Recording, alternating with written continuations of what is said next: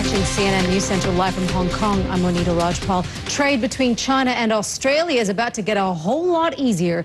The Australian dollar is set to become the world's third major currency to trade directly with the Chinese yuan. Pauline Chiou joins us now here in Hong Kong with more on this. So just how important is this? It's very important for both countries because it really streamlines business deal making. For example, if an Australian company wants to sign a multi-million-dollar contract with a Chinese company, generally they would have to convert from Australian dollar to US dollars and then to the Chinese yuan or the renminbi. So when you exchange currency twice, you actually lose money. So this is going to help businesses in Australia and also Chinese businesses as well. Now, there are only two other countries right now with major currencies that can do direct currency trading with China, and that's the US and also Japan. Now, on Tuesday, the official announcement will happen between Australia and China that this is going to start happening. And then on Wednesday, the first trades happen with two Australian banks, ANZ and also Westpac. They have the licenses to be able to do this.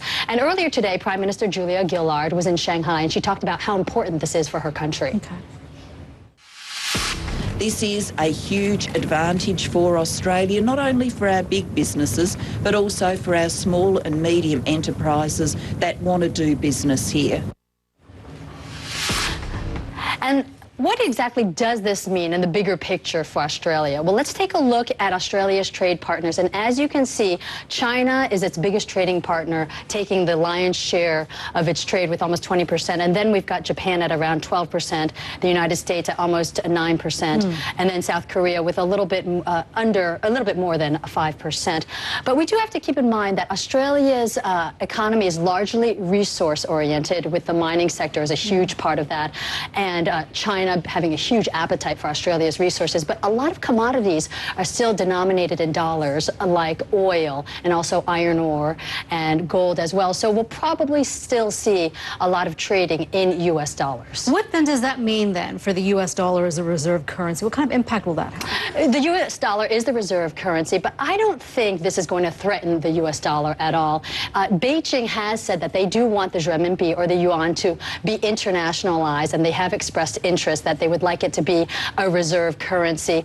But most experts are saying that that's not going to happen anytime soon. It would take decades for that to happen. And that's because the yuan is still getting out there. Beijing is encouraging people to open up renminbi bank accounts, but it's still a very small share when compared to, say, the US dollar and people having US dollars accounts as well. And another issue is that a lot of countries are still criticizing China for manipulating the currency. And until they resolve that problem and loosen some of the controls around the yuan, we will not see it as a reserve currency anytime soon. Well, no doubt you'll have more on this on World Business Day coming up. We will later indeed. on. You're on CNN. Pauline, thank you so much for being with us on the show. Sure.